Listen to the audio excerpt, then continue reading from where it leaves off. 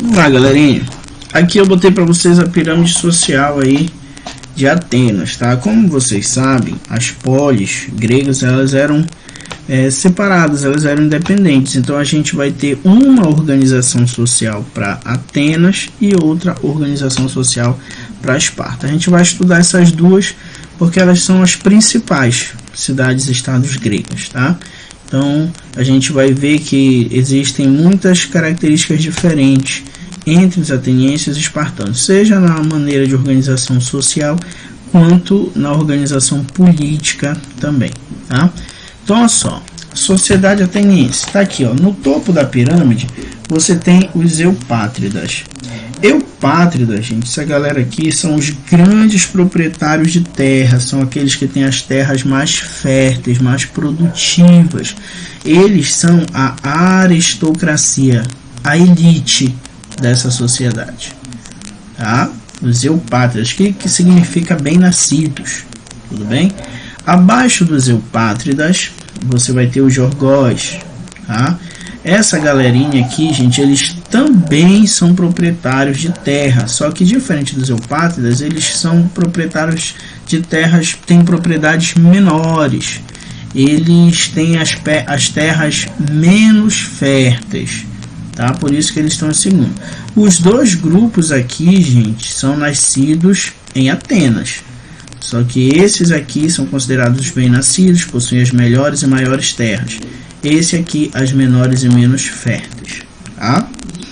Abaixo você tem os demiurgos, tá? Os demiurgos, gente, eles são comerciantes e artesãos.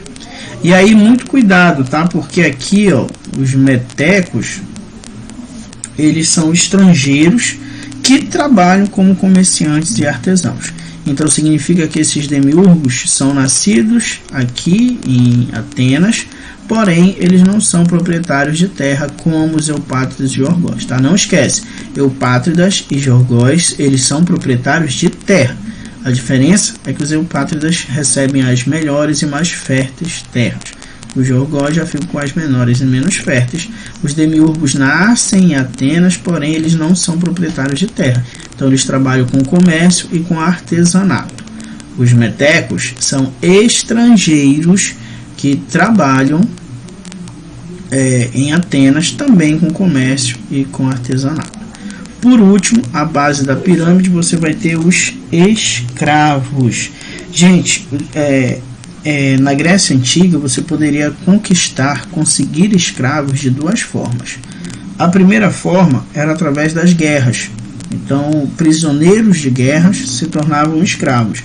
Nesse momento, gente, a escravidão nada tem a ver com aquela escravidão que a gente conhece já, que a gente já fala há muito tempo, que é a escravidão africana, por questões de pele, por questões raciais. Aqui na Grécia já existia escravidão, mas não eram esses os parâmetros para se escravizar alguém, tá? São parâmetros diferentes. Aqui o escravo é aquele capturado numa guerra. Nada tem a ver com a etnia ou com a cor de pele dessa pessoa, tá? A outra forma era por dívidas. Uma pessoa poderia pedir dinheiro emprestado, se ela não conseguisse pagar, né? Ela poderia acabar se tornando escrava durante um tempo ou até mesmo a vida toda, tá? Se existisse um acordo entre a pessoa que emprestou o dinheiro, poderia ser por um tempo limitado essa subordinação, tá? Mas existia escravidão por dívida. E aí é muito interessante, gente, porque geralmente quem se beneficiava dessa escravidão por dívida eram os eupátridas. Então muitas vezes aqui o pessoal que estava desse grupo se tornava escravos, né, por dever dinheiro aos eupátridas. E a mesma coisa funcionava com os demais grupos aqui, tá? Então essa escravidão por dívida, ela vai inclusive ser muito contestada entre as camadas inferiores ao dos eupátridas, que basicamente eram os únicos que conseguiam se beneficiar dessas leis, tá? Gente, basicamente quem participava das decisões políticas na Grécia eram os eupátridas, tá? Era essa galera aqui, essa galera que participava da política. Mas percebe que essa galera aqui, os eupátridas, eles são a minoria em relação aos demais grupos. Então a gente vai ter alguns conflitos, principalmente aqui dos Yorgos, porque eles vão querer desfrutar dos mesmos privilégios políticos que os eupátridas, que os bem-nascidos, tá? E aí a gente vai ter algumas reformas, percebendo, porque veja, gente, se a maior parte da população se revolta contra algo, isso põe em risco aqui essa pirâmide onde os eupátridas dominavam. Então alguns governantes, para tentar manter aqui a harmonia, né, político-administrativo dentro de Atenas, eles vão ceder, eles vão dar alguns benefícios em prol aí de promover a igualdade política entre os dois principais grupos, tá? Que a gente vai ver aqui, ó. Entre as reformas, você vai ter a reforma de Drácon, tá? Esse carinha aí, ele vai criar as primeiras leis escritas. Isso foi importantíssimo, gente, porque até então ficava muito subentendido o que podia ou não fazer dentro da cidade de Atenas. E aí, na hora que Drácon cria as leis, né, então significa que todos devem obedecê-la, inclusive os próprios eupátridas, tá? Depois vem o Solon, tá? O Solon, ele vai abolir a escravidão por dívida. Lembra que a escravidão por dívida, ela beneficiava apenas os eupátridas, né? Então o Solon vai abolir essa questão da escravidão por dívida e vai criar a eclésia, tá? A eclésia, gente, ela era uma espécie aí de assembleia, tá? Onde a população participava de algumas decisões. Então aqui ele vai estender a participação política, que antes era só dos eupátridas, para os demais, para alguns representantes dos demais grupos, tá? Clístenes, é no governo desse camaradinho aqui que a gente tem a ideia de democracia. É importante lembrar, gente, que quando a gente fala de democracia, a gente fala de maioria. Porém, em Atenas, só participava do processo democrático aquele que era considerado cidadão, tá?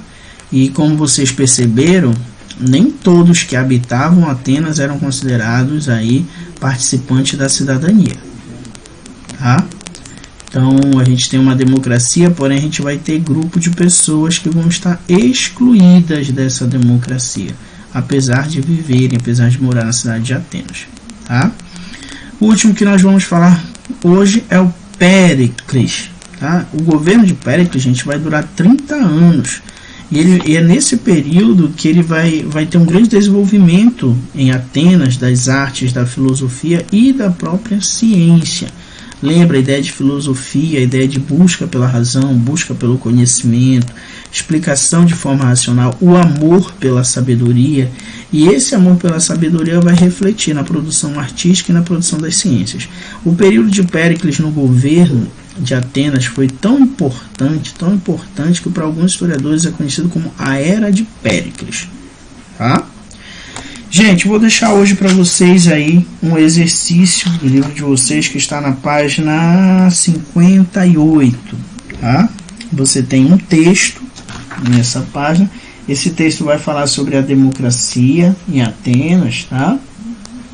Vamos ler o iníciozinho do texto. Ele fala assim, ó, na página 57, lá no finalzinho, onde está interpretando documentos. A democracia ateniense é bastante diferente da democracia em que vivemos na atualidade. Ela era possível apenas para os cidadãos, ou seja, homens, filhos de pais atenienses maiores de 18 anos. Eles podiam opinar sobre leis, julgar questões importantes para a cidade e votar nas principais decisões políticas. Porém, nem todos os cidadãos participavam das assembleias. E aí ele vem com um texto aqui para você fixar melhor como funcionava a democracia em Atenas, e no fim ele vem com as perguntas, tá? Com base no que você vai responder, com base aí no texto e com base no que nós já conversamos aqui. Então a letra A, quem participava da democracia em Atenas? Você já sabe que não eram todos que viviam em Atenas que participavam da democracia. Tá? Letra B, quem eram aqueles que estavam excluídos da democracia? Então a primeira você vai botar quem participava, e a segunda você vai botar quem estava excluído, quem não participava, quem estava de fora. E a letra C, porque a democracia ateniense garantia aos relativamente pobres um poder considerável dentro da política. Aí você vai ler, isso aí também está no texto, tá? Na próxima aula eu gravo um videozinho com as respostas. Tenham todos um bom dia, que Deus abençoe, tá?